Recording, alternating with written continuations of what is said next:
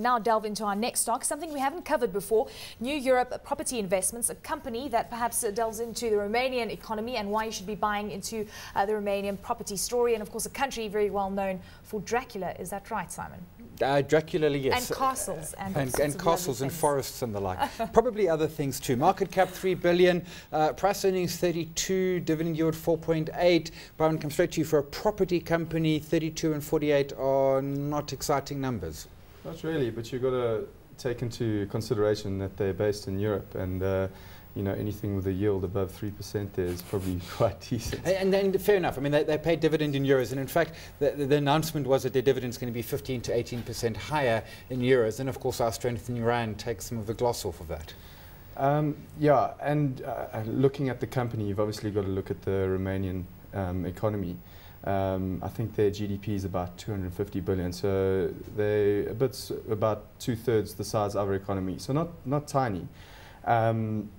Their property market has been doing well for about a decade or so.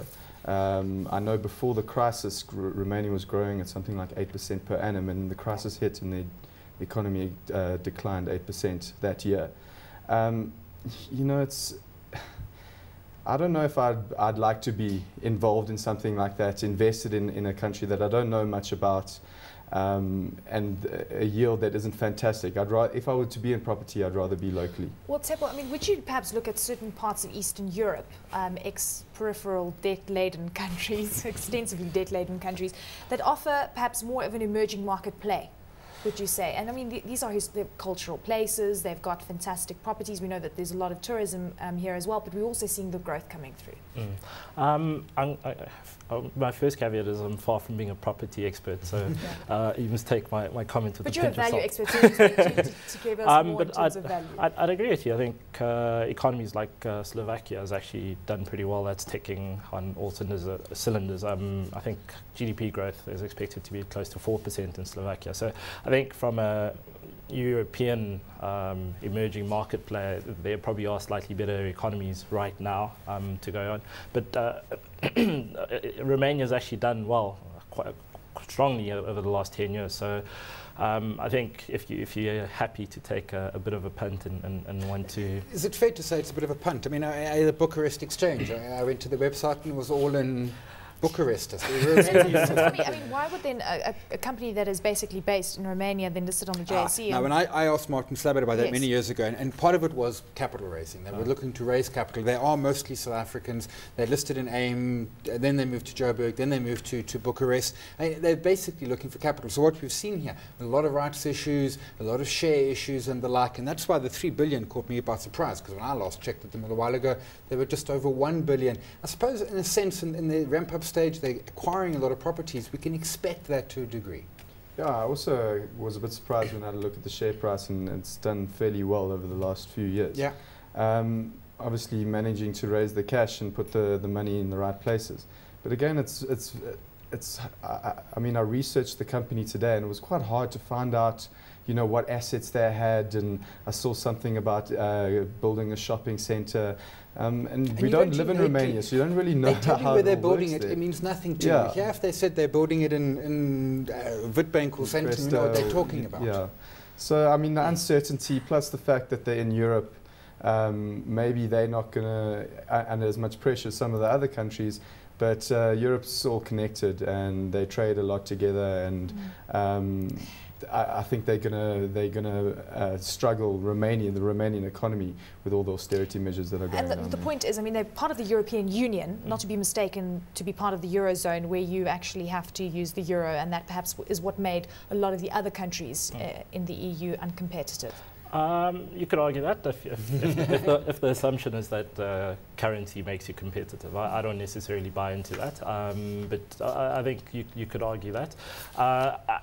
Also going through the company, the one thing that made me take notice is some of the larger shareholders, and I guess you're talking about some serious investors out there. I think Coronation was actually Coronation Resilient also up there at over 20%, and these are guys who do know what they're doing. And for sure, and not that I like punting other asset managers, but not as well. but for sure these are guys that know what they're doing. Okay, so retail as a percentage of assets, retail accounts for around 43%, office 42%, corporates about 11%, in industrial around 5%. So quite an interesting mix there, Byron. Yeah, again, an interesting mix, but again, you know, how do you look at that and look at the Romanian economy? I think you need to visit Romania. Are you going to send me on a trip? A fact-finding mission. Yeah. Please only look at property, nothing else. Like you said, it is tightly held. I think when I had a look at the list, it was about 67, almost 70% all tightly held by either management or fund managers, which in one way is good, but in another way it also would lack a lot of liquidity. It creates liquidity, and that was one of my issues. There's a distinct lack of liquidity in these guys, and they've issued a lot of new shares, but that hasn't done much for their liquidity at all. And that's why there's a risk, and even if you're a small player, it's still a risk, that lack of liquidity. Yeah, definitely, and that's, I mean, when we look at investments, that's one of the first things you look at. I mean, especially if you're only getting around a 4 to 5% yield. So, not Romania, European property investments, hot or not? Not. Not hot. Romania is hot. No, if I'm looking for real estate, I'm looking for yield. I'm looking for low PE, and I think you can get a significant opportunities in the South African market right now, so not hard for me. Yeah, I'm with that. I want the yield, I want the low PE, and I want to be able to visit the shopping centre. And it's not just in the company, it's just Romania. Apart from Dracula, I know nothing about it, so not hot. Okay, well there we go. Now, we get, I guess, hot stock picks. Byron, your hot stock pick is Aspen. Yeah, it's been out of the news for a while. You haven't heard much about it. It was, you know, one of the favourites of last year. Defensive plays. Yeah, but also a growth at the same time. It's reached around 95 Rand, I think, and then it's pulled back, and it's been trading around 85, 75, between that range for a while now. The play that I like, I really like the fact that they bought that Sigma assets in Australia. They have been one of the few South African companies who've managed to go to Australia and been successful. But the biggest thing I like about that acquisition was that it's given them a lot of access to the Asian markets. In particular Japan, where you've got an aging population, but also throughout Asia you've got people growing wealth, and the first thing you prioritize is your health. And I think the generics businesses around the world are going to be benefiting from this trend in a growing middle class, and people actually being able to afford this kind of medication. Plus it's the usual, you've got a lot of patents expiring, giving Aspen the potential to add to their mix. I like their relationship with GlaxoSmithKline, and the management team is extremely well regarded, and they've made good acquisitions in the past, and they've got great international exposure in South America and Australia. Okay, Tshepo. Hot or not on Aspen? I love the company. I agree in top management team, but the sector as a whole is a bit rich for us right now. Okay, Simon, hot or not on Aspen? Yeah, I agree with the management team. I've just never dug around drug companies much, and I think in the whole space I prefer them better than hospitals, certainly. Yeah. No one I've ever particularly delved into, but certainly I like the GlaxoSmithKline. That was the GlaxoSmithKline, so that was a really, really good deal. And the generics and the aging population, I think, is the big story. Not in the next years, but I think in decades to come. Okay, so now, Tshepo, your hot stock pick is Anglo-American. I think we jumped forward a little bit.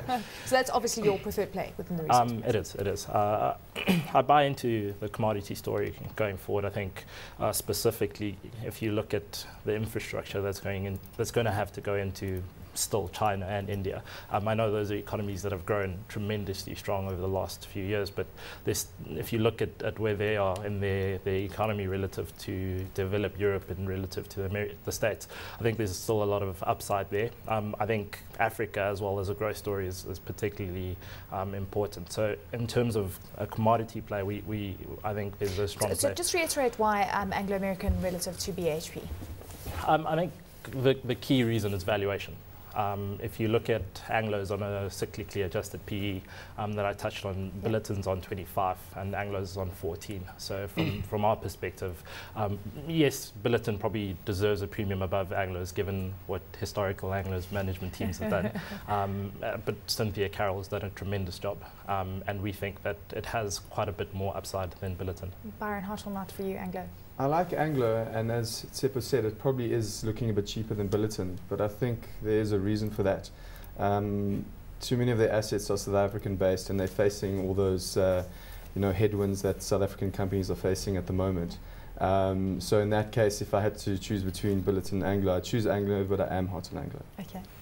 You mean you choose Billiton and you put your I choose Billiton, sorry. I like Anglo, but I think with Byron, I like the geographic and product diversification more from BHP Billiton.